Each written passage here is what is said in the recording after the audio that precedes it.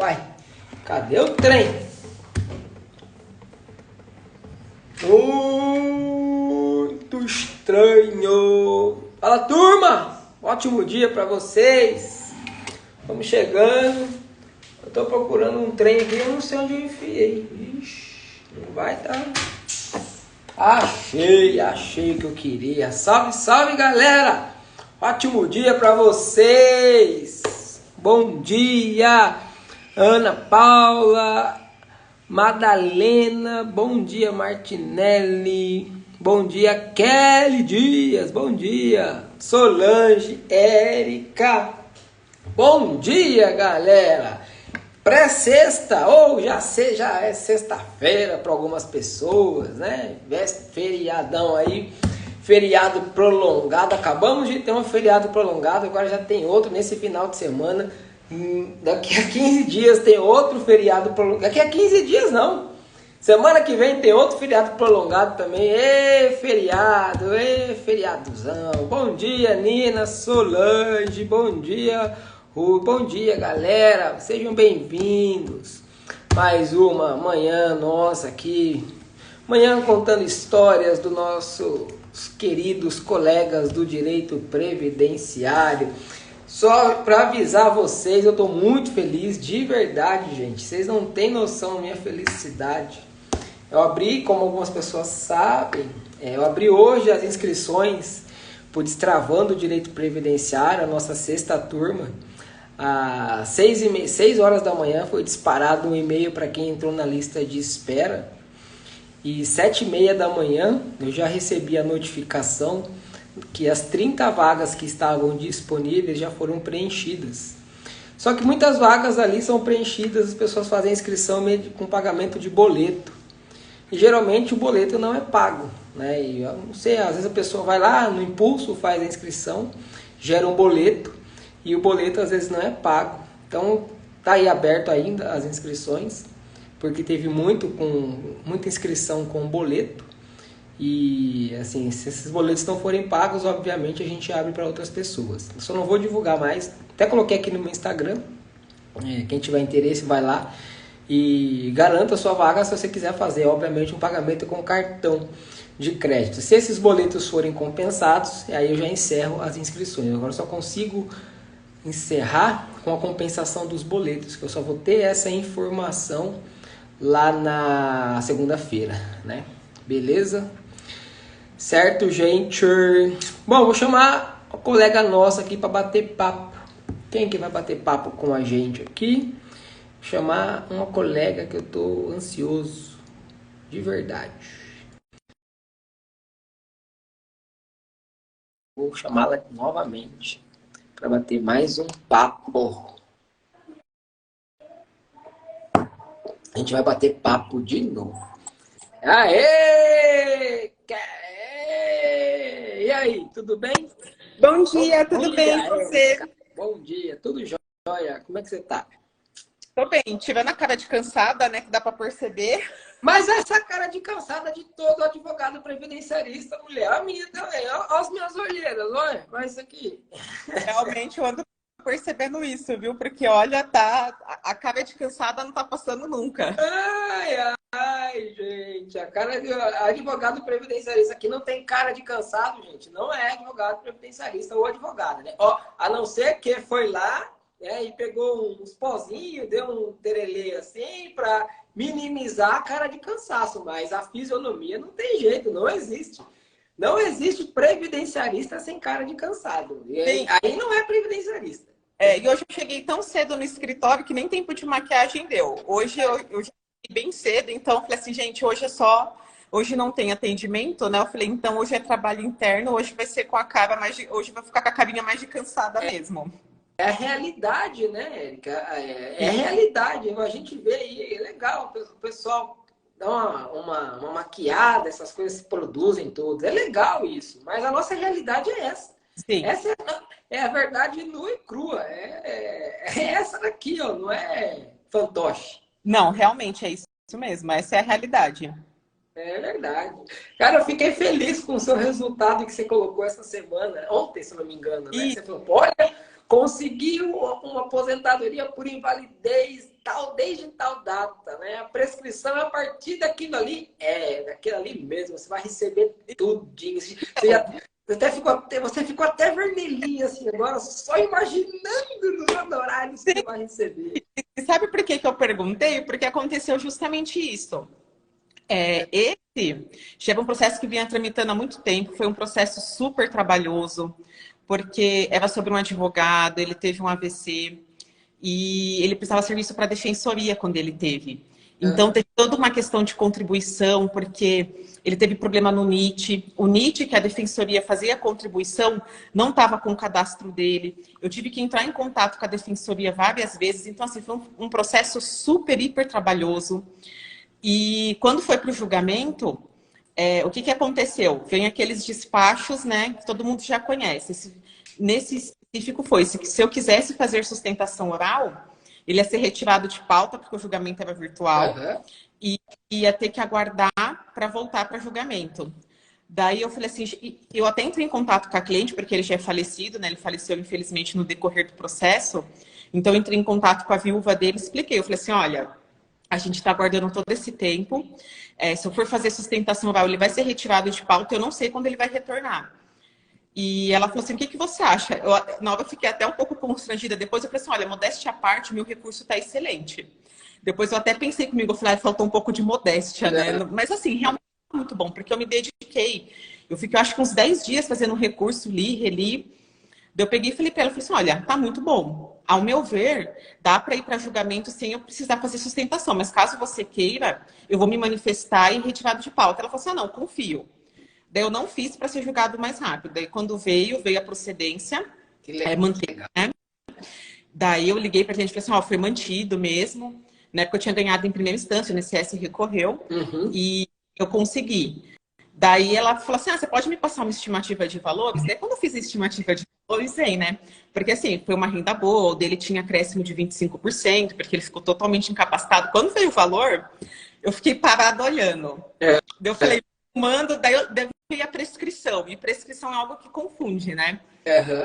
Ai, gente, eu até brinquei com minha irmã, né? Eu falei, eu vou confirmar o confirmado. Eu mandei no grupo, falei, eu vou confirmar o confirmado, porque como que você manda um valor de atrasados alto e depois você fala, olha, quando confirmou... Deixa eu fazer uma pergunta. Teve tutela? Oi? Teve tutela? Então, o dele teve em primeira instância, mas assim, coitado, saiu a sentença favorável, teve a tutela e ele faleceu. Então, ele nem recebeu. No mês que saiu a tutela, ele faleceu. Que pena, que judiação. Na verdade, a viúva vai receber os atrasados que eles ali têm direito, né? Então, sim, na verdade, ela já está habilitada no processo para poder receber os atrasados. Tá, ela já está habilitada. Daí eu falei assim, depois eu vou até encaminhar para ela, porque é isso mesmo. E essa semana também, eu fiz na segunda eu nem vi a live, porque eu fiz sustentação oral. Também foi de outro que eu consegui reverter, mas essa sentença era totalmente improcedente em primeira instância. Isso eu consegui reverter na turma recursal em segunda instância. Sim. Na turma. O que era? Conta pra gente. Era também um restabelecimento de aposentadoria por invalidez. Foi até isso que eu tinha comentado na outra live. Ele é esquizofrênico, ele vinha de aposentadoria desde 2008, se eu não me engano. Ele vinha com auxílio doença precedido, né? Daí converteu para aposentadoria. Daí ele veio recebendo em 2018, veio a Operação Pente Fino, cancelaram. Daí o dele, a gente ingressou com ação em primeira instância, foi desfavorável. O perito falou que o perito apontou outra patologia. O INSS já tinha reconhecido que ele tinha epilepsia, o perito apontou outra patologia. Eu fiquei questionando isso o tempo todo, desde a manifestação de laudo. A juíza, né, foi com o perito. Daí, meio tempo, foi até que eu tinha comentado, saiu interdição. Daí, quando eu coloquei o laudo do IMESC, daí na turma, que o relator pediu para o perito se manifestar. Daí, o perito se manifestou, falou que já tinha passado muito tempo, que ele queria fazer uma nova perícia, fez. Daí, nessa nova perícia, com o laudo do IMESC, que ele falou que tinha epilepsia. Mas daí ele jogou a incapacidade para frente. Ele falou que ele estava incapaz a partir de 2020, quando ele disse que foi diagnosticada a epilepsia. Daí eu fiz uma manifestação de laudo também, assim, dias fazendo. Daí eu fiz uma manifestação oral. Eu falei assim, olha, é super contraditória a alegação dele, porque se a própria autarquia reconhece que ele tem epilepsia. Ele foi aposentado por epilepsia. Olha, eu tive a pachorra de fazer uma tabela indicando todos os documentos que tinham constando antes da primeira perícia que ele tinha epilepsia. Eu fiquei, como o processo estava extenso, eu acho que eu fiquei uma manhã inteira fazendo essa tabela. Que legal. Eu coloquei lá um por um. Eu vi todo o processo e colocava lá, evento tal, nas páginas tal, consta epilepsia, documento fornecido, relatório médico, e fui colocando tudo. E na minha sustentação oral eu coloquei, eu falei, olha, eu acho que eram 17 documentos antes da primeira perícia, só de epilepsia. Depois disso, teve vários outros que foram juntados e fui citando tudo. Legal. E aí, na turma recursal, você ganhou o restabelecimento desde 2018? Desde 2018. Para. Eu fiz sustentação por unanimidade, fiz todos esses pontos. Eu até lembrei das suas dicas, né? De foco, porque eu acho que eu tinha visto, não sei se foi alguma aula, algum vídeo, você falando que na sustentação oral o ideal é a gente focar no que é mais importante. Então, assim, até esse início do processo, eu nem citei muito, eu foquei mais no último laudo dele, nessas contradições, e fiz com base nisso. Daí fiz certinho, passei todos os pontos e consegui. Que legal, Kelly. Parabéns. Fantástico. Fantástico mesmo. Kelly não, Érica, que tô com o celular aqui, pintou uma mensagem da Kelly, aí apareceu aqui. Imagina. Ai, ai. Mas que legal, Érica, bacana. Estou feliz aí com a evolução de vocês, de verdade. É bom quando a gente vê esses resultados. Assim, aí, quando terminou a sustentação oral, eu até chorei. Eu falei assim, porque esse processo, esse que eu falei agora, né, com a sustentação oral, ele é um processo para mim que ele é muito pessoal, porque eles me procuraram em 2019. E quando eles me procuraram, foi bem na época que minha avó estava doente. Minha avó tinha tido um AVC e estava internada. E aqui no escritório, como eu tinha falado, é um escritório familiar. Então, eu trabalho juntamente com meu pai e irmã. E a minha avó é mãe do meu pai. E assim, meu pai é filho único, né, por parte de mãe. E a gente fez uma reunião aqui para estipular como é que ficaria a questão do escritório. Porque, assim, você sabe, né? A gente tem problema pessoal, a maioria dos colegas aqui vão saber. Muitos clientes, eles não querem saber do seu problema pessoal, eles querem, né, o andamento do escritório, as demandas. Então, a gente fez uma reunião e ficou estipulado que eu iria ficar no escritório mais tempo. Meu pai ficava com minha avó e minha irmã também ficava mais tempo com minha avó. E eu passava mais tempo no escritório. E no dia que daí a família que me procurou explicou a dificuldade de ele sair de casa. Então, assim, é um caso bem complicado, porque a esquizofrenia dele, ele tem mania de perseguição. Então, basicamente, ele acha que sempre está no jogo, que tem pessoas que perseguem ele. Então, é muito difícil tirar ele de casa. E a família falou assim, olha, a gente pode em tal data, agendou e vieram. E nessa data que eles vieram, foi justamente assim, minha avó já estava internada, acho que uns 16, 17 dias, e foi numa data que ela estava bem ruim. Os médicos já tinham falado pra gente, né, que não tinha muita expectativa do que fazer. Minha avó já era bem idosa, ela tinha 87 anos. E assim, no dia que eles vieram, que eles agendavam para assinar, meu pai tinha encaminhado mensagem falando, os médicos falaram que é para a família vir para o hospital. Ela até me emociona. Então, assim, quando minha avó estava praticamente, né, assim, foi no dia que ela faleceu, foi o dia que eles vieram. E eu fiquei muito sem graça de desmarcar, porque eu sabia de toda a dificuldade da família. E então, assim, eu fiquei aqui no escritório, minha irmã estava lá, meu pai, e eles vieram, assinaram, e depois eu fui para o hospital, e quando eu cheguei lá, minha avó já tinha falecido, e isso me consumia muito. Ai, desculpa, eu sempre ficava me culpando. Quem não se emociona com direito previdenciário, não pode viver do direito previdenciário. Eu também toda hora estou aqui chorando com os meus clientes. Eu fiquei anos com isso. Assim, desde que veio, eu fiquei por anos carregando meio que essa mágoa. Não mágoa, né? Tipo assim, puxa, não estava lá. E até um dia antes do julgamento, eu até comentei com meu marido, né? Eu falei, será que eu perdi de estar com minha avó? E no final das contas, vou nadar e não vai dar certo? E meu marido, não fica assim. Uma que você não poderia fazer nada por ela, e outra que você vai ver, Deus sempre atende os justos, né? As coisas que vão dar certo. Já não fica com esse pensamento. E falei assim, realmente eu não vou ficar, né? Então, assim, quando foi revertir, conseguir, foi uma sensação, assim, de alívio enorme, porque eu pensei, não foi em vão, eu consegui restabelecer um benefício para uma pessoa que precisa, né? Que realmente é uma pessoa doente. E não foi em vão. Deu tudo no final, deu tudo certo. Eu não pude estar lá com ela, mas vários momentos da vida a gente esteve juntos e meu pai estava com ela. Depois a gente foi e fez tudo. Então, assim, o dessa semana eu falo, foi assim, não que os outros não sejam, mas esse para mim teve um gosto assim excelente. Foi de superação, de trabalho realizado e por toda essa questão pessoal também. Entendi, Érica. É assim, é gratificante, né? Porque você, no momento de dificuldade que você estava passando, você soube administrar esse momento de dificuldade seu para atender um pessoal que também estava numa baita de uma dificuldade. Então, olha como é interessante. A palavra disso, isso chama-se compaixão, né?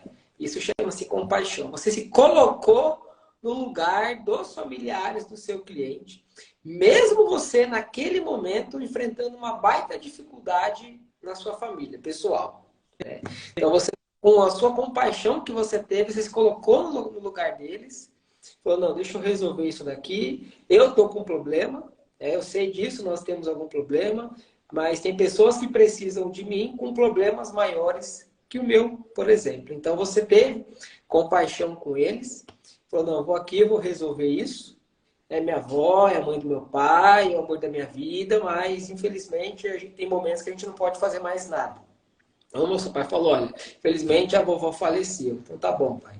Sabe, faleceu, Deus a recolha, que Deus abençoe, a gente não pode fazer mais nada. Então, daqui a pouco eu tô aí. Deixa eu ajudar aqui agora uma outra família que também está passando por um problema semelhante ao meu.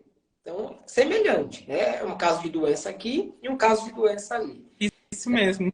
Semelhante, você se colocou, você com a sua compaixão, você se colocou no lugar dessa família e falou, não, vou atender eles aqui, eu vou resolver isso, e aí eu vou te dar o apoio que você precisa. Então, já estou chegando aí, né? E isso chama-se compaixão. Isso é um presente divino de Deus. Poucas pessoas conseguem isso de se colocar no lugar da outra. Geralmente tem pessoas que só sabem apontar o dedo e atacar. Você não. Você teve compaixão e falou, não, eu tenho um problema, mas tem um problema maior, que infelizmente o meu não depende mais de mim, ninguém pode fazer mais nada, só Deus. Mas eu estou aqui agora, eu vou colocar nesse lugar e vou trazer para essa família, com o meu conhecimento, com a minha dedicação, vou trazer para ela um conforto, pelo menos um conforto. E foi isso que você fez. Então é por isso que deu certo. Não tinha Sim. como dar errado, sabe? Não tinha como dar errado. Por que não tem como dar errado? Quando você faz com amor, não tem como dar errado. Não, pô, você enfrentou ali uma batalha de frente e foi vencida na primeira instância. Mas você colocou tanto amor naquilo, tanto propósito que você deu aquilo ali, que não tem. Sim. E Não realmente tem foi isso, porque como dar errado quando você está ali colocando amor com propósito. Não tem como dar errado. Não tem como. não, É muito bom. e dedicação, porque olha, foram horas de dedicação. Sim, Cada petição que eu ia fazer, eu falava assim, gente, eu tenho que focar nisso, e lia, relia, fazia um modelo, fazia outro, e apontava, daí eu lembrava, não, vamos focar nisso, porque se a gente fizer petição também muito longa, a gente já sabe, né? Não vou sim. ficar focando tudo. Então, assim, era muito difícil, muito difícil. Daí tinha hora que vinha, sabe, batia aquele exame, eu falei assim, não, não pode, vai dar certo. Vai Vamos fazer que vai dar certo. sempre Mas quando dar certo. tem que dar certo, mas quando vem um resultado, olha, é demais. Que legal. Parabéns. Isso é Obrigada. muito gratificante de ver. E isso vai te. Eu tenho certeza que isso vai. Não vou falar assim, você vai ter muito mais coisas em termos materiais, mas uma grande evolução espiritual, certeza. E Sim, tudo que a gente coloca no universo de positivo, volta. Volta. sim, Né? Tudo que a gente faz de positivo para o outro e pelo outro, de positivo, volta. A lei do retorno ela é certeira. Isso a gente chama, a Bíblia trata da semeadura. Então, o que você semeou para essa família, além do retorno que você vai ter através dessa família, isso vai retorno muito maior lá para frente. Isso é sem sombra de dúvida. Não tem dúvida disso. É uma coisa assim, a pessoa fala, você tem medo do futuro? Depende. O que eu estou fazendo hoje pode me envergonhar no futuro? Não. Então, eu não tenho medo do futuro. Eu não tenho medo do que eu vou colher se eu sei o que eu estou plantando. Isso mesmo. Você sabe que você fez ali o seu trabalho, o melhor que você podia, as condições que você tinha, você se dedicou, você semeou e você só vai recolher os frutos do seu trabalho. E não pode ter vergonha de cobrar os honorários. Olha, eu vou até te contar um comentário que está rolando aqui no escritório, viu? Porque eu tinha um pouco de receio, eu ficava um pouco assim. E vendo lá o Destravando, várias aulas suas, você já deu várias dicas de questão de honorário. Então, praticamente, eu tenho perdido isso.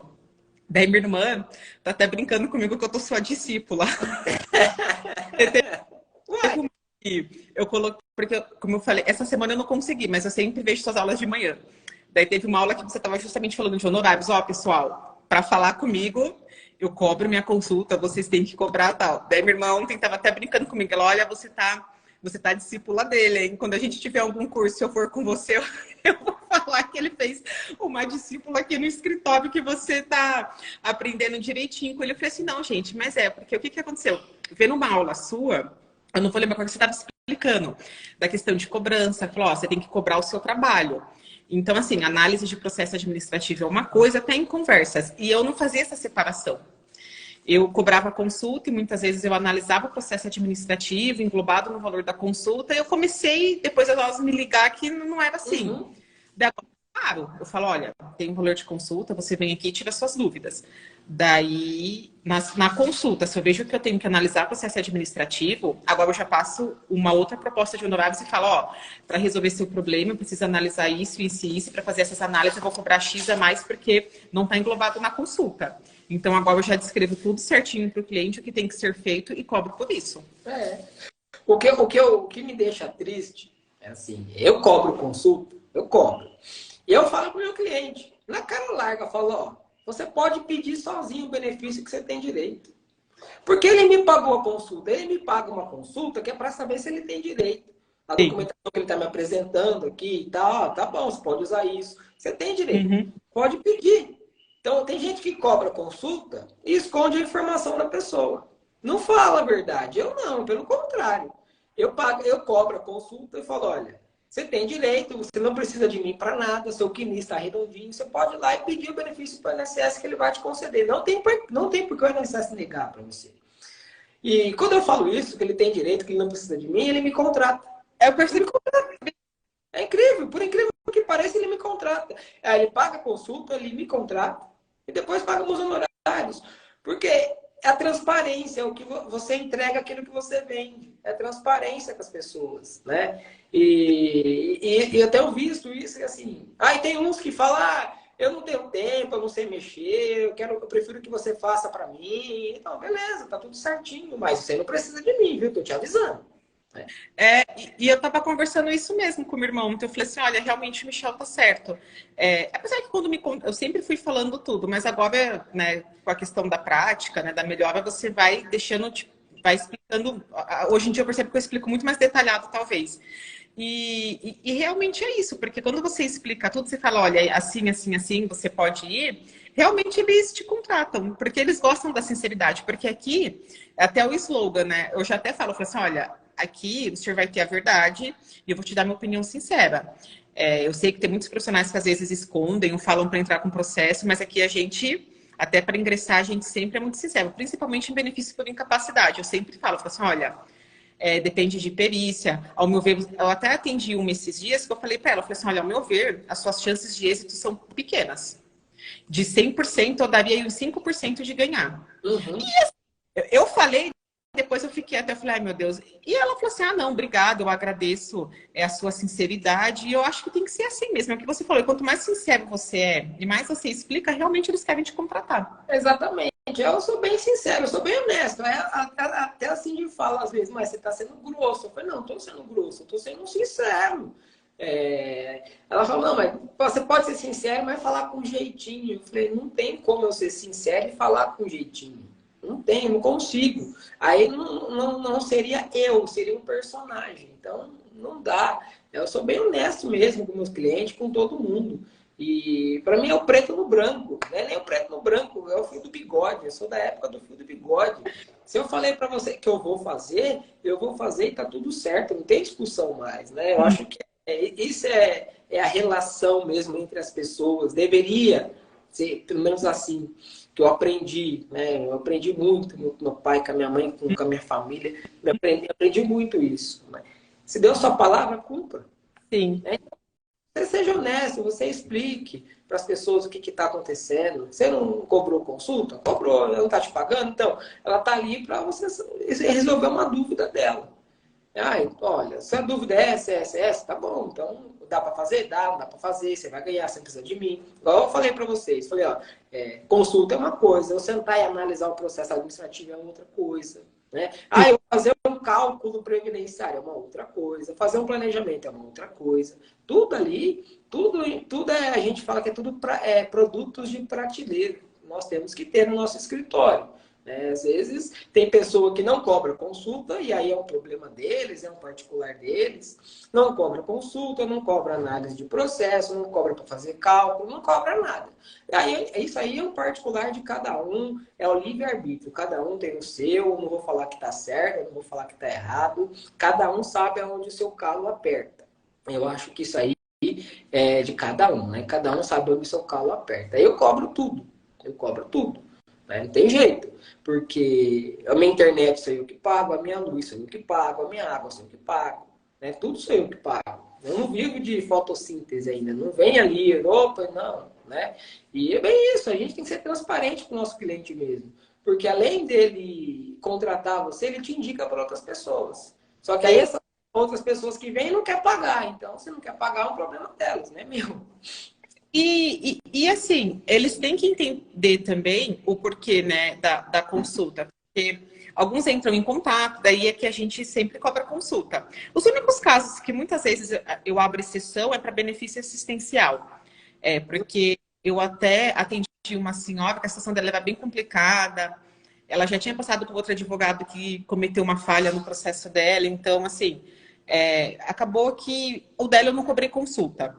Mas é uma senhora super boazinha, só que eu vou fazendo mais ou menos até o que a gente estipulou. Se a gente pega um caso assim que não vai cobrar consulta, a gente pega aquele caso, faz análise, finaliza e pega outro. Mas aqui a gente sempre cobra. E eu falo para os clientes, porque assim, eu percebo que é como se fosse uma desvalorização da nossa profissão. Porque todo mundo que vai em médico paga consulta. Você não vê ninguém ligando no consultório do médico falando, olha, eu quero passar com o doutor fulano de tal, mas eu não vou pagar. Eu só quero tirar com ele, mas eu não quero pagar, você não vê isso. Então, assim, por que não vão valorizar o nosso trabalho? E alguns clientes que questionam o pagamento de consulta, os que questionam, eu explico. Eu falo assim, olha, eu entendo, mas o senhor tem que entender que é o nosso trabalho, a gente presta, é igual que a gente tem um local físico, a gente tem nossas despesas. Então, assim, é necessário o pagamento de consulta ao nosso trabalho. Mas eu percebo que, com o tempo, as pessoas estão ficando mais doutrinadas à questão de pagamento de consulta. E eu até que eu estava comentando um dia que eu acho engraçado que, às vezes, você vê umas pessoas tão simples que vem no seu escritório e elas já te perguntam se você cobra consulta, você cobra, elas não reclamam de pagar o seu valor e pagam. E tem outras que você vê assim, que aparentemente tem até uma situação de vida melhor que essa, e esses ficam questionando. Esses não querem pagar nada. Esses não querem pagar nada. Esses aí querem até leiloar os seus honorários. Ah, mas não dá para fazer por menos? Não. Isso quando eles não falam que já foram em outro, que não cobra consulta. É que eu não vou... Fica à vontade. É o que eu quero, né? Mas no meu íntimo eu penso, eu falei, tá, ele já tá falando para mim que foi em outro profissional que não cobrou consulta. Se ele já tá cobrando, é porque ele já não gostou do outro profissional que ele foi. Exato. E como ele vai eu cobrar? Então, não cobra consulta? Não cobra. Então, tem um outro lá que não cobra. Fica à vontade, vai lá. É só uma dúvida. Põe no Google a sua dúvida, vê se ele responde. Então, isso que a Cindy falou. Nossa, mas você é grosso? Eu não sou grosso, tá? É o meu trabalho. É o meu trabalho. Esse é o meu trabalho. Esse é o meu ganha-pão. Não é que eu sou grosso. Esse é o meu trabalho. A gente tem que falar. Eu não tive faculdade de graça. né? Teve pessoas que tiveram faculdade de graça, estudaram, conseguiram. Eu não tive faculdade de graça. Eu tive que pagar para estudar. Eu tive que pagar para ir para a faculdade. Eu tive que pagar os meus livros. Eu tive que pagar meu material de estudo. Eu tive que pagar. Eu tive que pagar as minhas pós-graduação. Eu tive que pagar os cursos que eu fiz. Eu tive que pagar toda a minha especialização. Eu gastei dinheiro, investi dinheiro na minha formação. Se eu investir dinheiro na minha formação, esse dinheiro ele tem que retornar. Sim, através do meu trabalho. Que eu cobro a consulta? Cobro. Vou cobrar os meus honorários? Vou cobrar os meus honorários. Tudo dentro ali dentro da tabela da OAB, que aquela a tabela da OAB é mínimo, não é teto, a tabela da OAB é mínimo. Não é. Então as pessoas acham que a tabela da OAB é um teto. Não é, é o mínimo. Tem que cobrar no mínimo aquilo. Então eu cobro tudo dentro da tabela da OAB, certinho, sem nenhum problema. Mas eu cobro.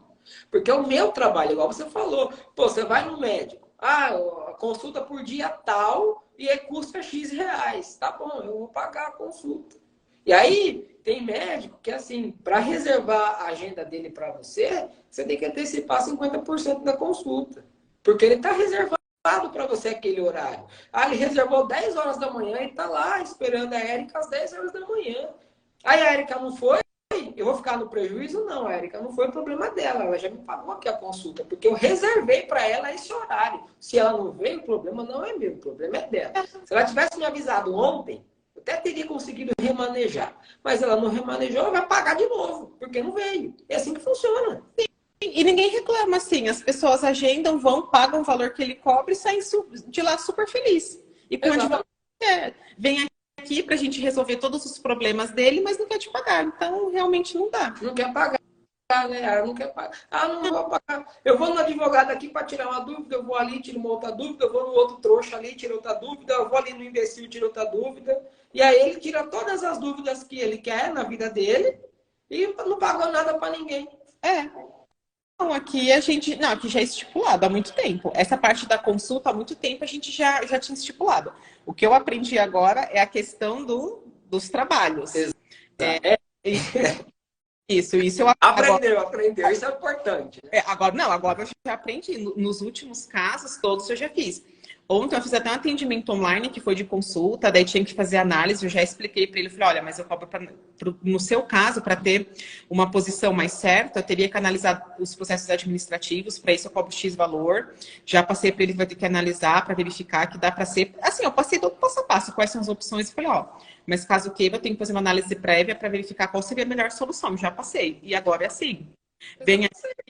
é cálculo simples, é isso, se você não, mas eu quero saber qual seria o melhor benefício, qual seria o tempo, qual seria a melhor renda, se vale a pena uma aposentadoria, se vale a pena outra aposentadoria, deixa eu falar, então, isso é planejamento.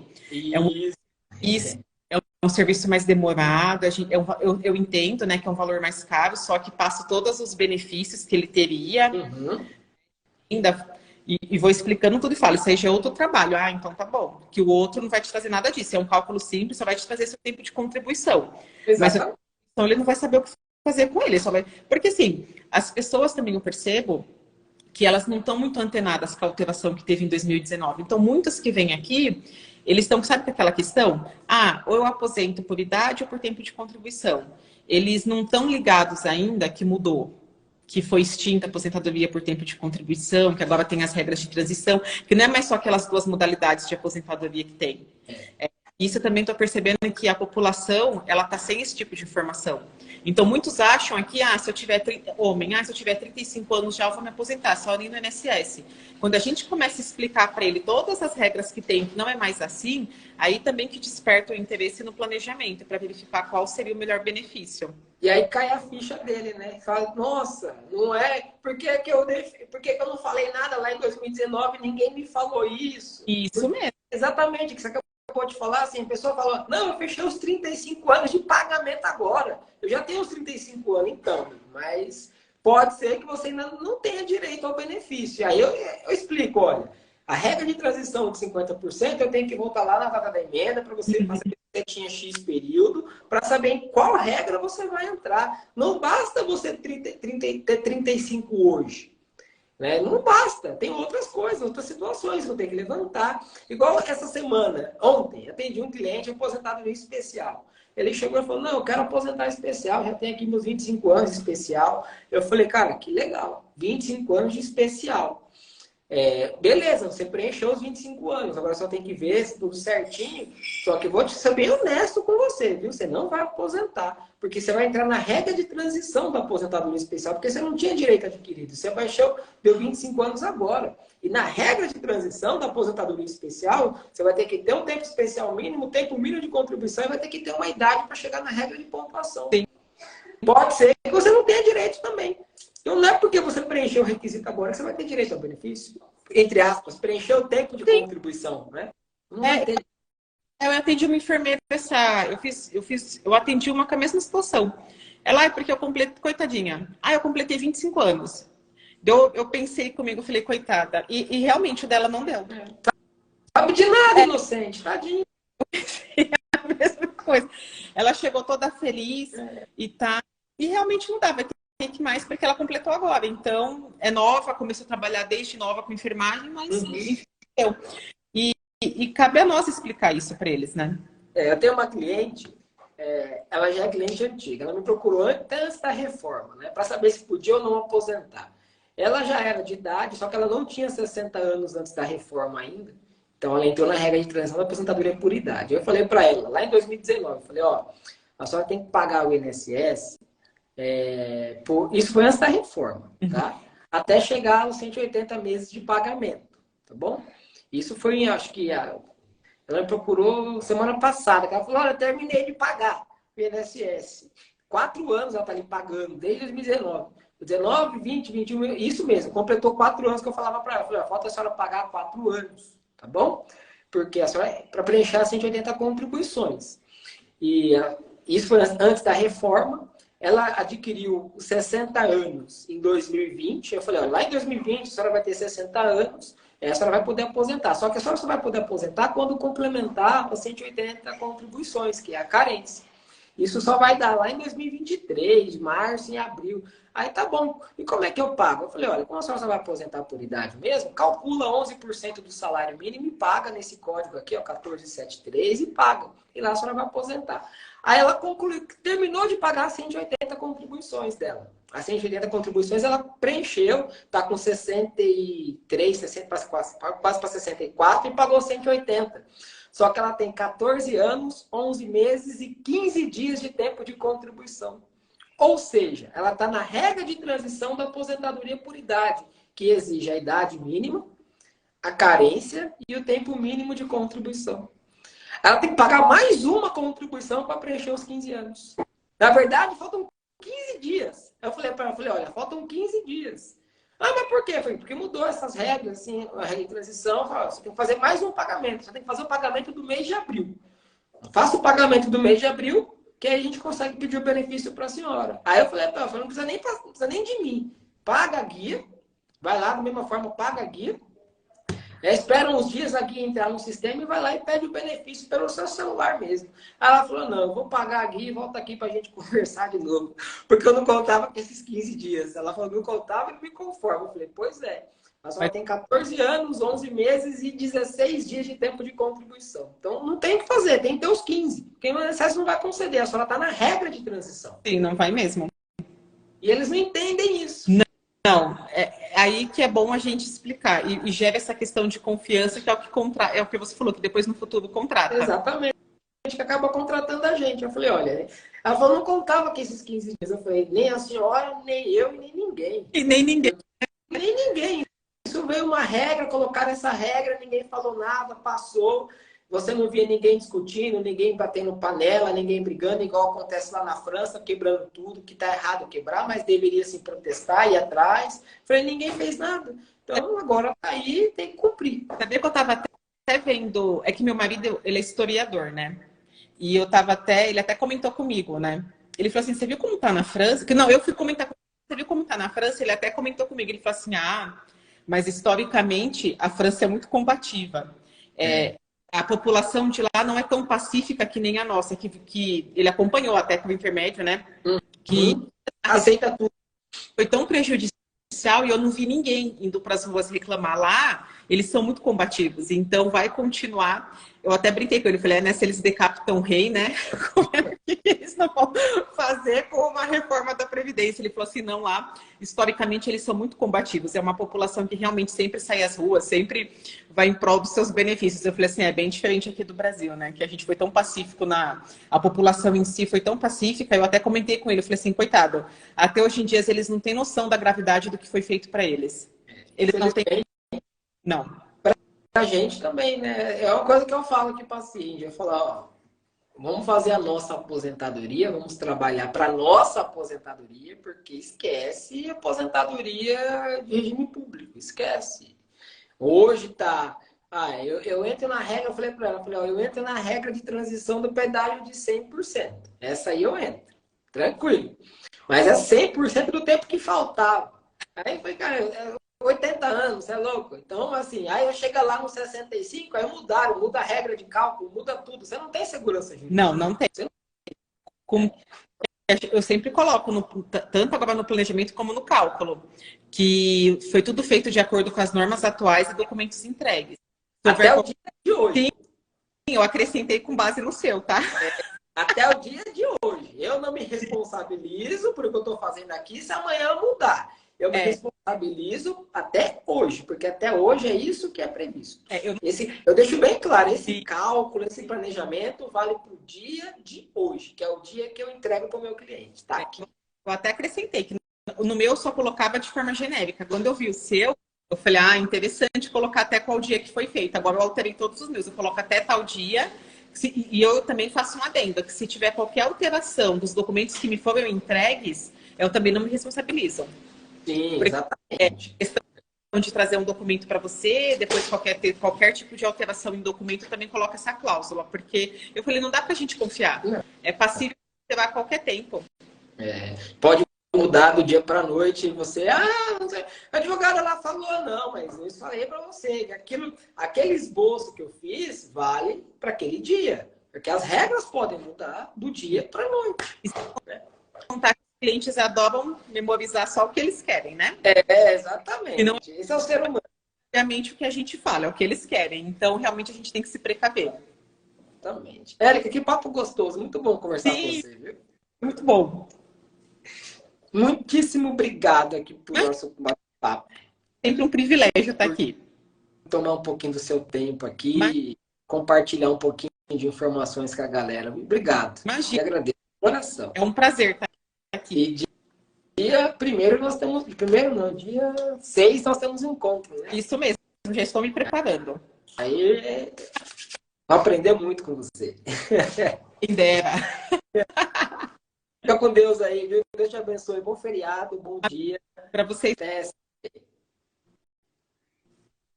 Até segunda-feira tem live. Até. Galera que tá aqui, um beijo para todo mundo. Bom feriado. Fiquem com Deus aí. E até mais. Até. Tchau. Tchau.